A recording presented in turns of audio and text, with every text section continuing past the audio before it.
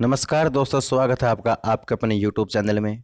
मैं संदीप कुमार एक बार फिर से आपका हार्दिक स्वागत करता हूं। साथियों, अभी हरियाणा एसआई के एग्ज़ाम होने हैं और फीमेल कांस्टेबल का भी होना है।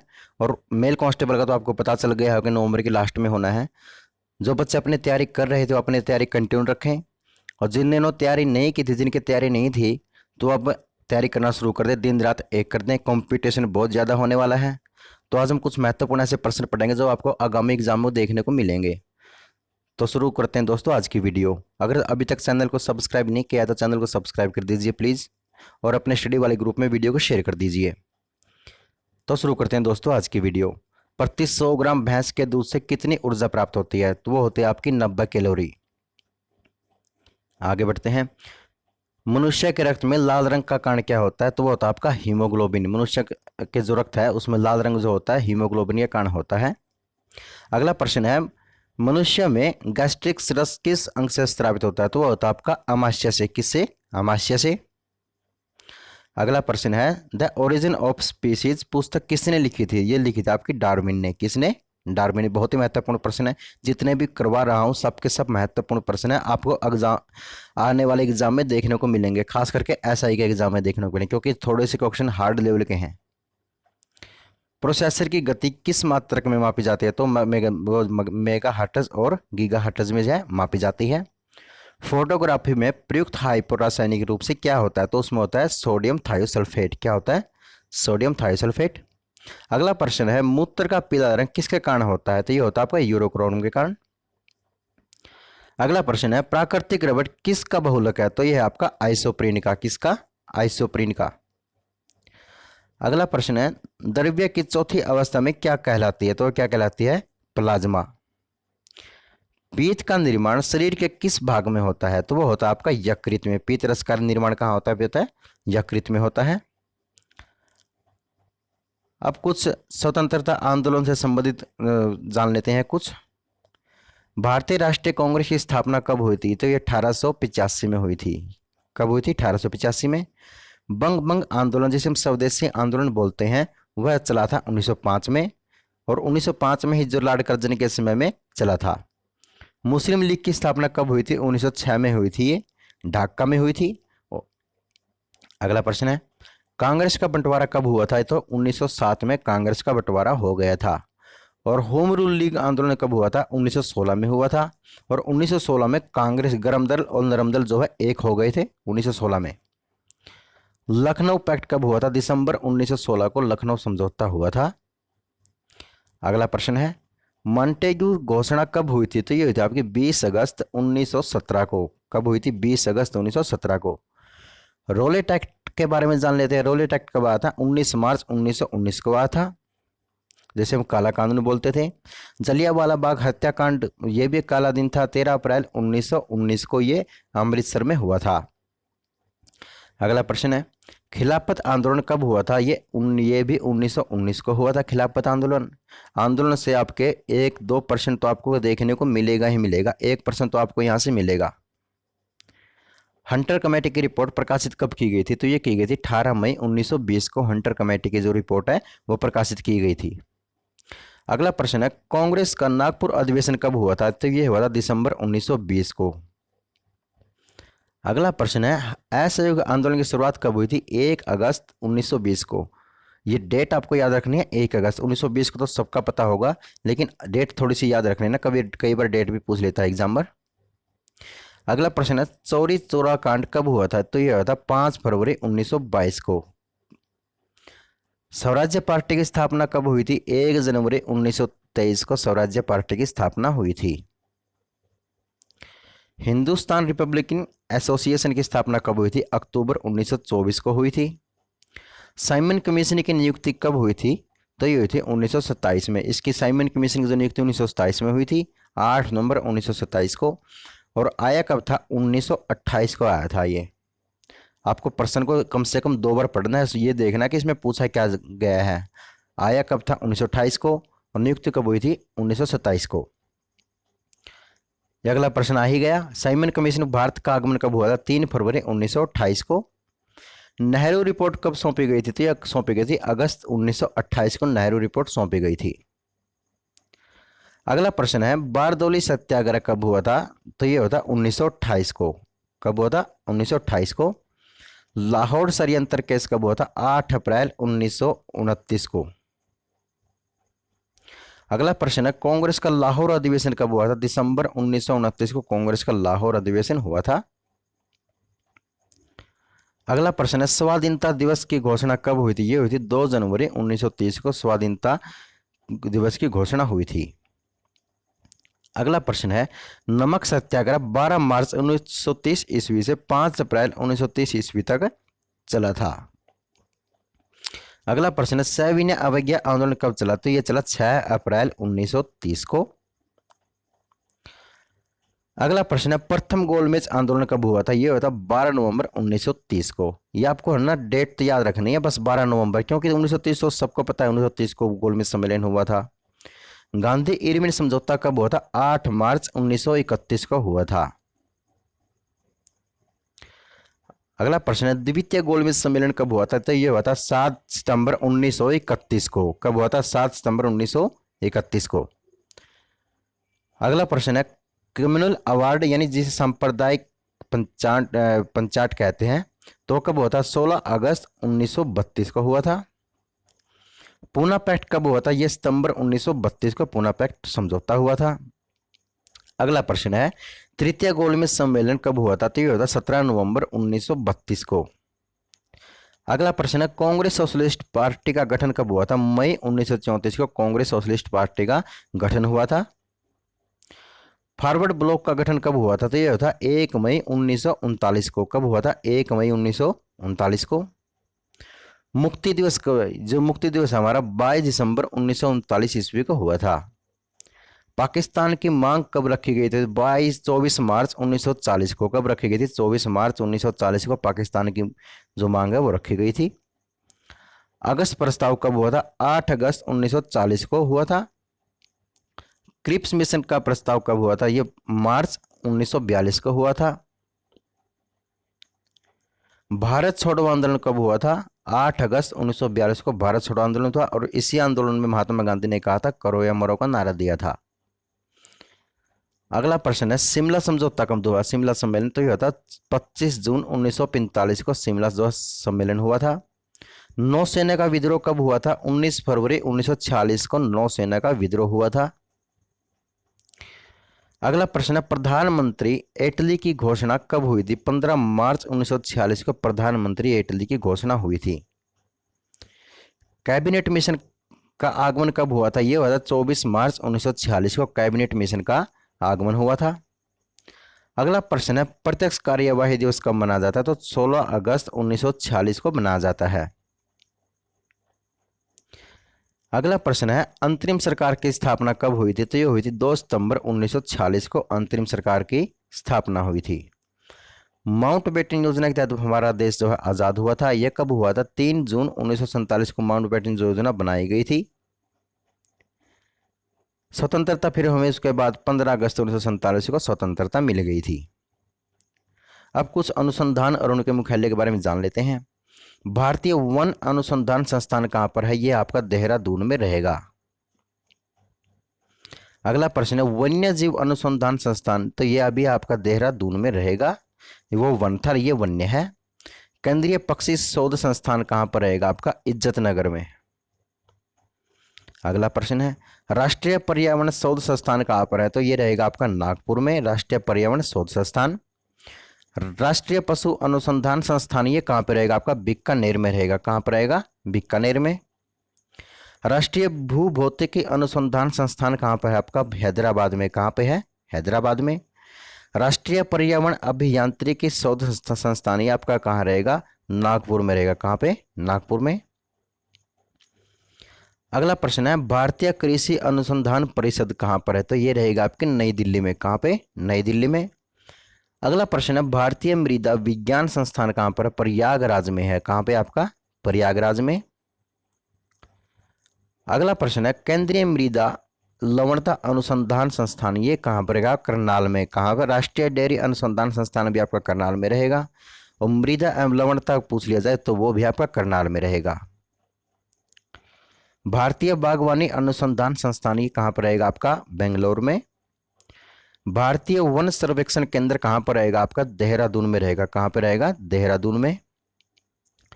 प्राकृतिक इतिहास का राष्ट्रीय संग्रहालय कहाँ पर है? तो ये रहेगा आपका दिल्ली में। कहाँ पर रहेगा? दिल्ली में। अगला प्रश्न है सलीम अली पक्षी विहार तथा प्राकृतिक इतिहास ये कहाँ पर रहेगा आपका? केंद्र कोयम्बटूर में। अगला प्रश्न है भारतीय वनस्पति सर्वेक्षण कहाँ संस्थान कहाँ पर है? तो ये रहेगा आपका कोलकाता में। और भारतीय प्राणी सर्वेक्षण स्थान पूछ लिया जाए तो ये भी आपका रहेगा कोलकाता में। अगला प्रश्न है राष्ट्रीय वानिकी अनुसंधान संस्थान ये कहाँ पर रहेगा आपका? झांसी में रहेगा। केंद्रीय मरु क्षेत्र अनुसंधान संस्थान ये कहाँ पर रहेगा आपका? जोधपुर में रहेगा। अब मौसम की बात कर लेते हैं। मौसम विज्ञान संस्थान ये कहाँ पर रहेगा आपका? नई दिल्ली में। और मौसम जो आपकी वेधशाला होगी आपके पुणे में। प्रश्न को ध्यान से पढ़ना है। भारतीय मौसम विज्ञान संस्थान आ जाए तो आपको नई दिल्ली के साथ जाना है। अगर मौसम वेधशाला पूछ ली जाए तो आपको पुणे के साथ जाना है। अगला प्रश्न है जीवाणु प्रौद्योगिकी संस्थान ये कहाँ पर रहेगा आपका? चंडीगढ़ में रहेगा। राष्ट्रीय वनस्पति विज्ञान संस्थान ये आपका लखनऊ में रहेगा। कहाँ पे रहेगा? लखनऊ में। अगला प्रश्न है केंद्रीय खनन अनुसंधान केंद्र ये कहाँ पे रहेगा आपका? धनबाद में रहेगा। कहाँ पे रहेगा? धनबाद में। भारतीय रासायनिक जैविक संस्थान कहाँ पर रहेगा आपका? कोलकाता में रहेगा। कहाँ पे रहेगा? कोलकाता में। तो अगला प्रश्न है केंद्रीय ईंधन अनुसंधान संस्थान कहाँ पर रहेगा? ये रहेगा आपका जादूगोड़ा में। कहाँ पे रहेगा? जादूगोड़ा। जादूगोड़ा कहाँ पड़ता है आपका?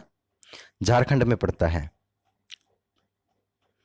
अगला प्रश्न है बीएसएनएल कंपनी है और उसके सीईओ के बारे में जान लेते हैं। और साथियों आपसे मैं एक बार फिर से रिक्वेस्ट करता हूं कि आप चैनल को सब्सक्राइब करें, अपने स्टडी वाले ग्रुप में वीडियो को शेयर करें, अपने दोस्त भाई बहन जितने भी मित्र प्यारे हैं आपके सबको ये वीडियो सेंड कर दीजिए। आपके लिए बहुत ही हेल्पफुल होगी।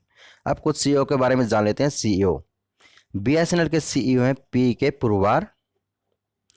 ओप्पो जो आपकी मोबाइल कंपनी है उसके सीईओ कौन है? टोनी चैन। कौन है? टोनी चैन।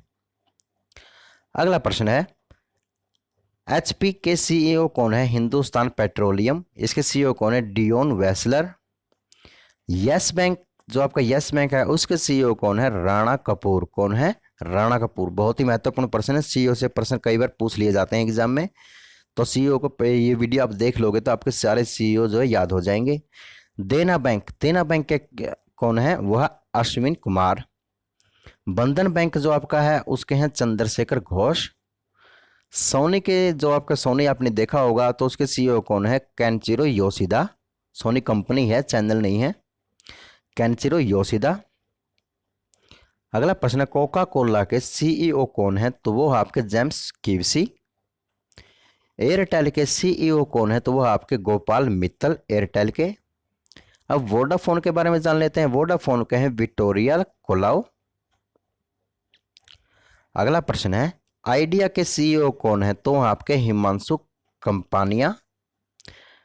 स्नैपडील के कौन है? स्नैपडील के आपके कृष्ण पाल। अगला प्रश्न है टाटा स्काई के सीईओ कौन है? तो आपके हरित नागपाल। टाटा स्काई के कौन है? हरित नागपाल। अगला प्रश्न है टेलीनॉर के सीईओ कौन है? तो आपके शरद मल्होत्रा हैं। अगला प्रश्न है बजाज इलेक्ट्रॉनिक कौन है? राजीव बजाज है। वेलमार्ट के सीईओ कौन है? तो आपके डॉग मैकमिलन। कौन है? Dog Macmillan. अब ट्विटर के कौन है? ट्विटर के हैं जैक डॉर्सी। यूट्यूब के सीईओ कौन है? वो है सुजन वोज्सिकी। कौन है? सुजन वोज्सिकी। बिटकॉइन इसके कौन है? किरण मजूरदार साव।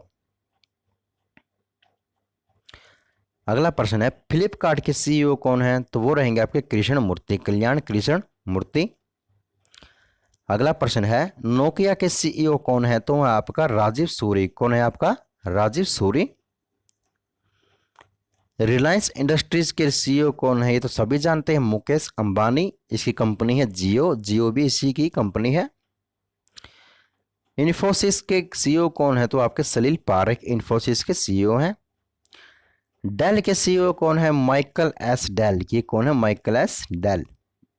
अगला प्रश्न है, विप्रो के सीईओ कौन है? तो वह है अबिदाली निमुचवाला। कौन है? अबिदाली निमुचवाला। फेसबुक का तो सभी को पता है, मार्क जुकरबर्ग। कौन है? Mark Zuckerberg. माइक्रोसॉफ्ट के सीईओ कौन है? सत्या नडेला। कौन है? सत्या नडेला।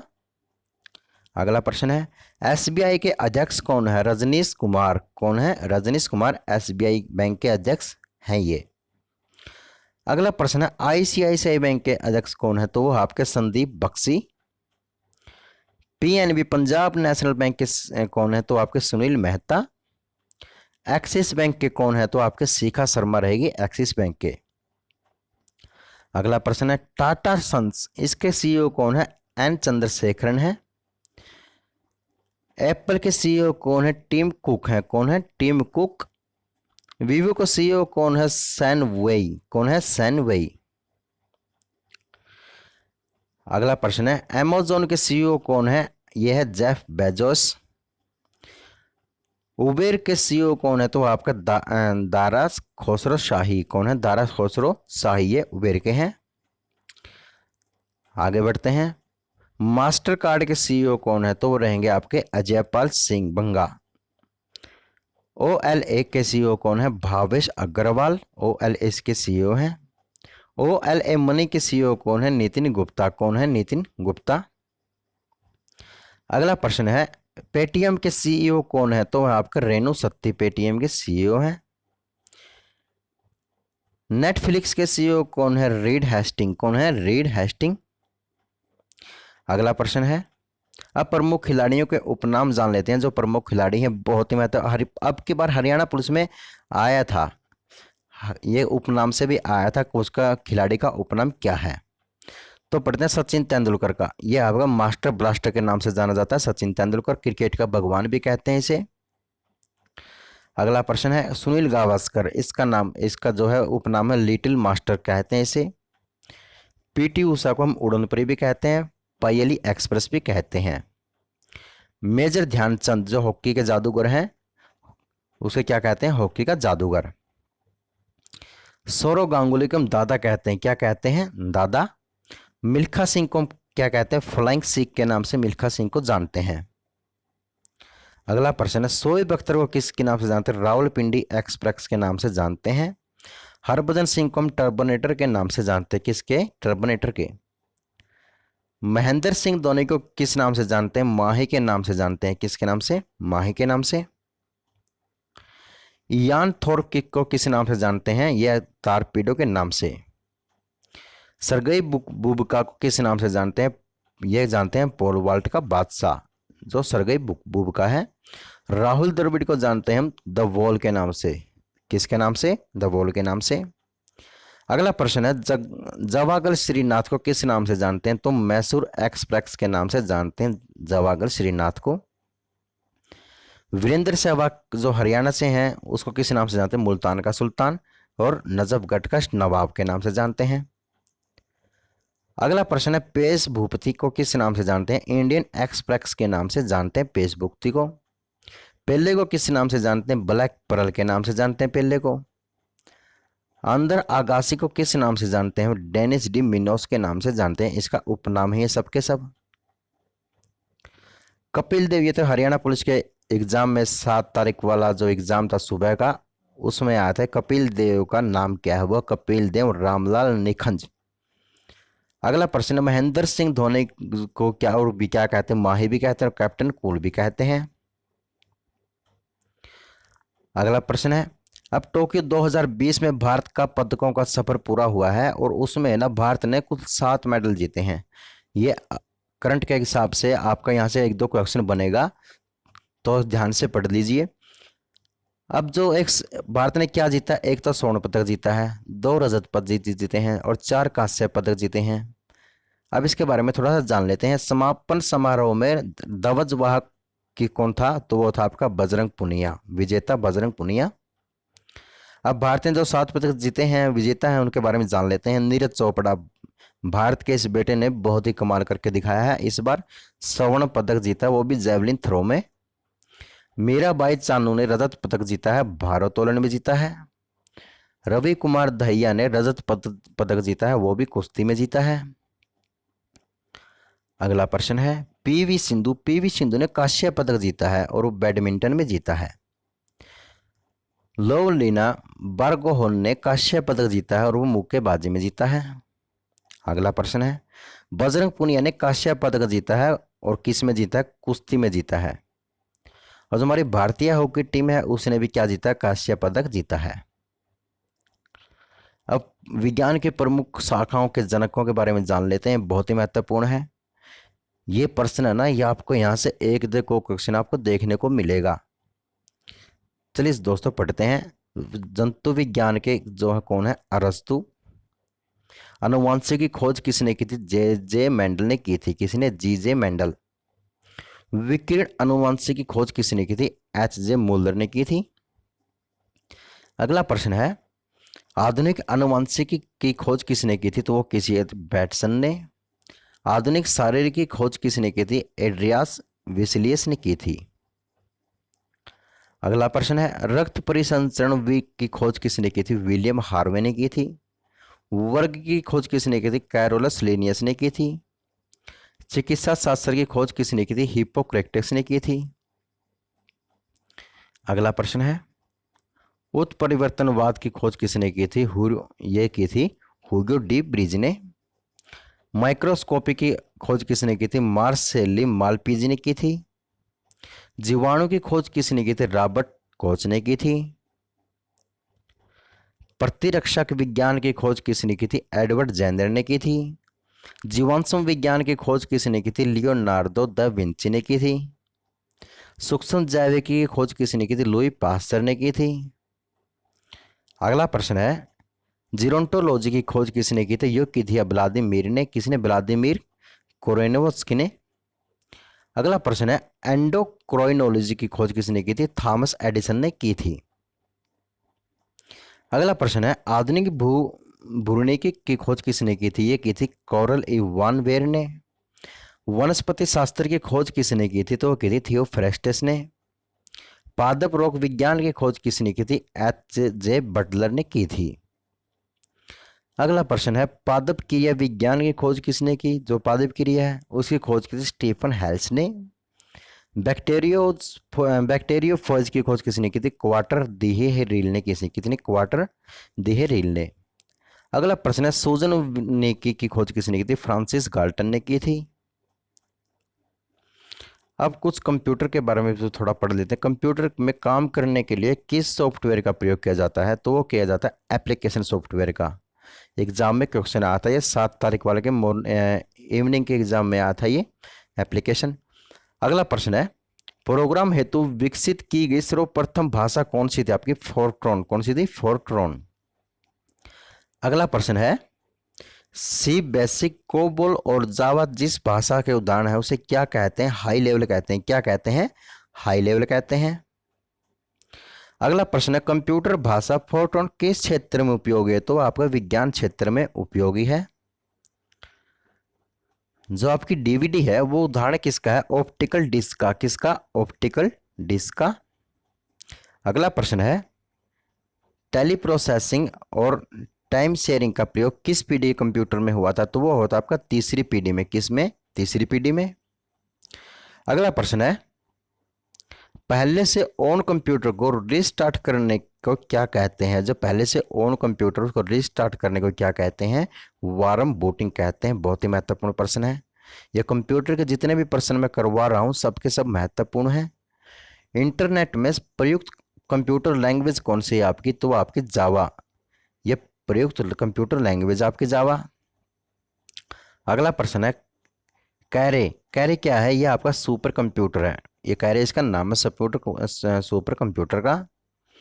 अगला प्रश्न है, कंप्यूटर में अनुवर्तक विद्युत आपूर्ति का संक्षिप्त रूप क्या है? तो आपका यूपीएस। क्या है? यूपीएस। बहुत ही महत्वपूर्ण प्रश्न है। अगला प्रश्न है, फाइल एक्सटेंशन किस के लिए इस्तेमाल होते हैं? तो वो होते हैं आपके फाइल टाइप को आइडेंटिफाई करने के लिए। किसको? फाइल टाइप को आइडेंटिफाई करने के लिए फाइल एक्सटेंशन का प्रयोग किया जाता है। तो फ्रेंड्स अगला प्रश्न है, कीबोर्ड की फंक्शन की संख्या कितनी होती है? तो वो कितनी होती है? 12 होती है। टोटल कितनी होती है? 12। अगला प्रश्न है, कंप्यूटर कितने प्रकार के होते हैं? कंप्यूटर हमारे 2 प्रकार के होते हैं। अगला प्रश्न है, माइक्रो प्रोसेसर किस पीढ़ी का कंप्यूटर है? जो माइक्रो प्रोसेसर किस पीढ़ी का है? तो वह आपका चतुर्थ पीढ़ी का कंप्यूटर है। कंप्यूटर से पढ़े जाने वाले अलग अलग लंबाई चौड़ाई की लाइनें वाले कोड को हम क्या कहते हैं? बार कोड कहते हैं। क्या कहते हैं? Bar code. अगला प्रश्न है, मॉड्यूलेटर डीमॉड्यूलेटर का सामान्य नाम क्या है? तो आपका मॉडेम। क्या है आपका? मॉडेम। अगला प्रश्न है, एक्सेल वर्क जो बुक हमारी उसका संग्रह क्या है? वर्कशीट। क्या है आपका? वर्कशीट। ओरेकल क्या है? ओरेकल क्या आपका? डाटाबेस सॉफ्टवेयर है आपका ओरेकल। अगला प्रश्न है, पास्कल क्या है? कंप्यूटर की एक भाषा का नाम है पास्कल। अगला प्रश्न है, वह बिंदु जिस पर डाटा कंप्यूटर में प्रवेश करता है क्या निकलता है? क्या निकलता है उसमें से? टर्मिनल। क्या निकलता है? टर्मिनल। अगला प्रश्न है, सेल फोनों में किस प्रकार के स्टोरेज डिवाइसों का उपयोग किया जाता है? तो वो किया जाता है आपका फ्लैश का। किसका? फ्लैश का। अगला प्रश्न है, सॉफ्ट कॉपी एक आउटपुट है तो हार्ड कॉपी क्या है? यह है आपकी प्रिंटेड आउटपुट। क्या आपकी? Printed output. ईडीपी क्या है? इलेक्ट्रॉनिक डाटा प्रोसेसिंग है। क्या आपका? इलेक्ट्रॉनिक डाटा प्रोसेसिंग या ईडीपी का फुल फॉर्म है। अगला प्रश्न है आपका, वे वर्ड्स जिन्हें प्रोसेसिंग लैंग्वेज ने अपने स्वयं के उपयोग के लिए रखा है उसे क्या कहते हैं? Reserved words. अगला प्रश्न है, परस्पर संबंधित रिकॉर्ड के समूह को क्या कहते हैं? हम डाटाबेस कहते हैं। क्या कहते हैं? डाटाबेस। अगला प्रश्न है, डिस्क को ट्रैकों और सेक्टरों में विभाजित करने की जो प्रक्रिया है उसे हम क्या कहते हैं? फॉर्मेटिंग कहते हैं। क्या कहते हैं? फॉर्मेटिंग। विश्व का प्रथम कंप्यूटर नेटवर्क माना जाता है कौन सा आपका? यह आपका ARPANET। ARPANET। ARPANET। अगला प्रश्न है, मदरबोर्ड में क्या रहता है? मदरबोर्ड पर सीपीयू को दूसरे पुर्जों से क्या करता है? ये जोड़ता है। उसे क्या कहते हैं? सिस्टम बस कहते हैं। क्या कहते हैं? सिस्टम बस। अगला प्रश्न है, यूनिक्स नामक ऑपरेटिंग प्रणाली विशेष रूप से प्रयोग में लाई जाती है और उस वो कैसे लाई जाती है? तो वो लाई जाती है वेब सर्वर्स में। एक्सेल स्प्रेडशीट का एक्सटेंशन क्या है? तो वो आपका XLS। क्या है? XLS। अगला प्रश्न है, रैम वोलाटाइल मेमोरी क्या है? क्योंकि डाटा रिटर्न करने के लिए इसे सतत पावर सप्लाई की जरूरत होती है। अगला प्रश्न है, ईमेल पते के 2 भाग कौन से होते हैं? तो कौन से होते हैं? प्रयोक्ता का नाम और डोमेन नाम। ये ईमेल के जो है नाम होते हैं। अगला प्रश्न है, किस प्रिंटर द्वारा एक स्ट्रोक में एक अक्षर प्रिंट होता है? जो हमारा प्रिंटर होता है उसके एक स्ट्रोक में एक अक्षर प्रिंट होता है उसे हम क्या कहते हैं? डाटा मैट्रिक्स प्रिंटर कहते हैं उसे। अगला प्रश्न है, यदि आपका कंप्यूटर खुद को रिबूट करता रहता है तो संभावना है कि क्या है उसमें? तो वो उसमें वायरस है। तो संभावना है कि उसमें क्या है? वायरस है। अगला प्रश्न है, उस नेटवर्क टोपोलॉजी का नाम क्या है जिसमें प्रत्येक संभावित नोड में द्विदिशीय कड़ियां हैं? तो उसमें क्या है? मेश। क्या है? मेश। अगला प्रश्न है, प्रोग्राम हेतु विकसित की गई सर्वप्रथम भाषा कौन सी है? तो आपके फोरट्रोन में बता चुका हूं। ये बहुत ही महत्वपूर्ण प्रश्न है, कई बार जो है एग्जाम में पूछा जा चुका है। अगला प्रश्न है, वर्ड डॉक्यूमेंट का डिफॉल्ट फाइल एक्सटेंशन क्या है? तो आपका डॉस, जिसे हम डिस्क ऑपरेटिंग सिस्टम बोलते हैं। अगला प्रश्न है, भारत में सर्वप्रथम दिखाई देने वाला कंप्यूटर वायरस कौन सा है? तो आपका सी ब्रेन। कौन सा? आपका सी ग्रेम। ये सी ब्रेन है जो है या दिखाई देने वाला जो है वायरस है। अगला प्रश्न है, वह सर्किट बोर्ड जिसमें सीपीयू और अन्य चिप होते हैं उसे हम क्या कहते हैं? मदरबोर्ड कहते हैं। क्या कहते हैं? मदरबोर्ड। अगला प्रश्न है, जंक ईमेल को क्या कहते हैं? स्पैम कहते हैं। क्या कहते हैं? स्पैम। कैड शब्द का संबंध कंप्यूटर में से किससे है? जो हमारा कैड है उसका शब्द का कंप्यूटर में किससे है? तो ये रहेगा आपका डिजाइन से। किससे रहेगा? डिजाइन से। अब ALU का पूरा नाम पूछ लिया, कंप्यूटर के एब्रिवेशन, यह है अर्थमेटिक लॉजिक यूनिट। अगला प्रश्न है, गूगल क्या है? गूगल क्या है? एक सर्च इंजन है। भाषा जैसे कंप्यूटर बिना ट्रांसलेशन प्रोग्राम के समझता हुआ क्या कहलाती है? मशीनी भाषा कहलाती है। तो जो मशीनी भाषा होती है वो कंप्यूटर बिना ट्रांसलेशन प्रोग्राम के समझ लेती है। अगला प्रश्न है, पॉइंट एंड ड्रा डिवाइस कहा जाता है, किसको कहा जाता है? माउस को। किसको कहा जाता है? माउस को। अगला प्रश्न है, लिनक्स एक उदाहरण है, किसका है? यह आपका ओपन सोर्स सॉफ्टवेयर का लिनक्स एक उदाहरण है। अगला प्रश्न है, ट्रैक बॉल किसका उदाहरण है? तो यह आपका पॉइंटिंग डिवाइस का ट्रैक बॉल जो है उदाहरण है। अगला प्रश्न है, इलेक्ट्रॉनिक कंपोनेंट वाले थिन प्लेट या बोर्ड को क्या कहते हैं? क्या कहते हैं? सर्किट बोर्ड कहते हैं। साथियों, क्या कहते हैं? Circuit board. अगला प्रश्न है, किस प्रिंटर द्वारा स्ट्रोक से अक्षर प्रिंट होता है? तो वो होता है आपका डाटा मैट्रिक्स प्रिंटर। अगला प्रश्न है, कौन सा सॉफ्टवेयर कंप्यूटर के हार्डवेयर को नियंत्रित करता है? तो वो करता है आपका सिस्टम। क्या करता है? सिस्टम। अगला प्रश्न, मांसपेशियों में किस अमल के में एकत्रित होने से थकावट आती है? तो किससे आती है? लैक्टिक अमल से। किससे आती है? लैक्टिक अमल से थकावट जो है आती है। अंगूर में कौन सा अम्ल पाया जाता है? तो अंगूर में जो है टार्टिक अम्ल पाया जाता है।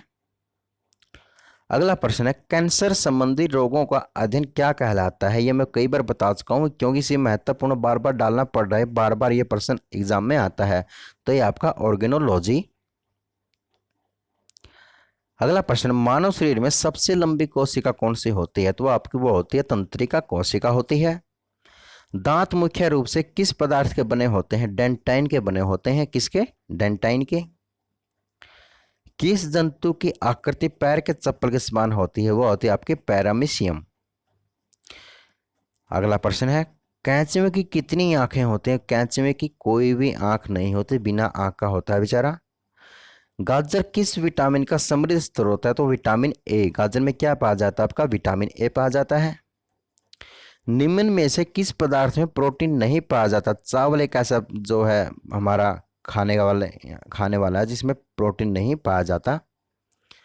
अगला प्रश्न, मानव का मस्तिष्क लगभग कितने ग्राम का होता है? यह लगभग 1350 ग्राम का होता है। रक्त में पाए जाने वाली धातु कौन सी होती है? लोहा होती है। और लोहा हमें किससे मिलता है? हरी सब्जियों से हमें लोहा प्राप्त होता है।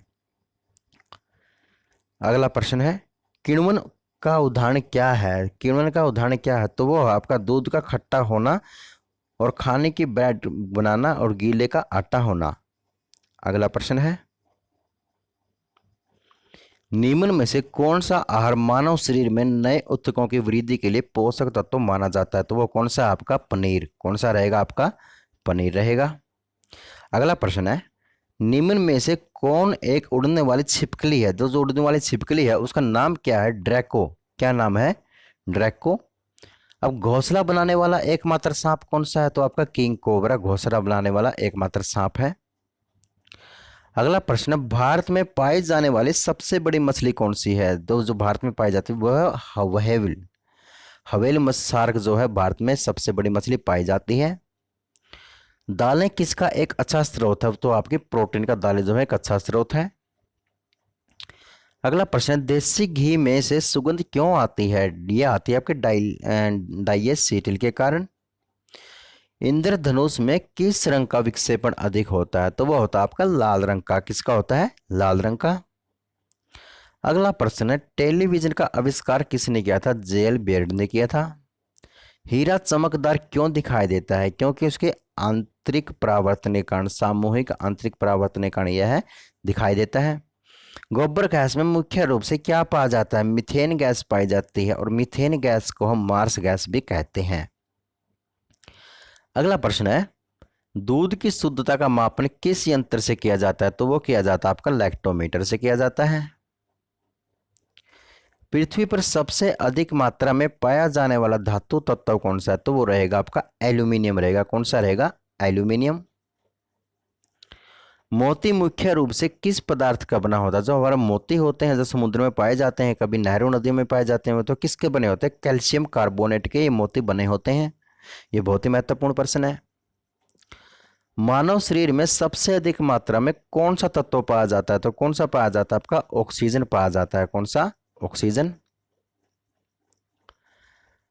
किस प्रकार के ऊतक शरीर के सुरक्षा कवच का कार्य करते हैं? तो कौन सा करते हैं? ये एपिथेलियम ऊतक करते हैं। कौन सा? एपिथेलियम ऊतक।